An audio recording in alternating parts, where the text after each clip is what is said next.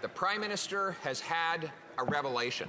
In an interview with the Halifax Chronicle-Herald, he told how he responded to people asking for him to spend even more government money. And he said, and I quote, "As soon as you do that, inflation goes up by exactly the same amount." Oh. Right? Right.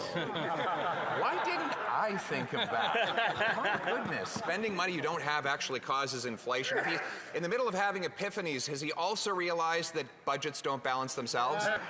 The Conservative Party has been using that approach about concerns on inflation to stand against things like national food programs for kids or dental care for seniors. They have stood and objected against and even campaigned against dental care for seniors over the past many months. But we've delivered to over 100,000 seniors of the 2 million who've already registered for dental care the support that they hadn't gotten in years or even decades. But he stands against it with some made-up excuse around inflation when delivering services delivers for Canadians. He calls his own words a made-up excuse, Mr. Speaker. You can't make this stuff up. He said that when people ask him, "Can you send us more benefits or send us an extra $1,000 a month?"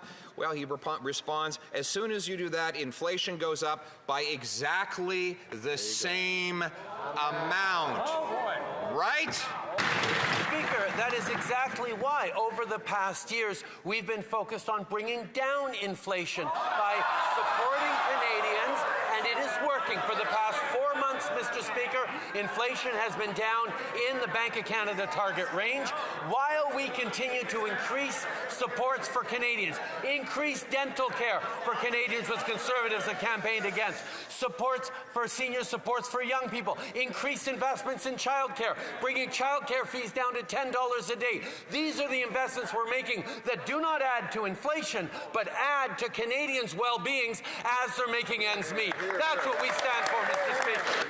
He finally, for once, thought about monetary policy. He said, as soon as you spend more, inflation goes up by exactly the same amount. Right. And he is right for once. But repeating the same costly promises that he has already broken does not change that fundamental monetary rule.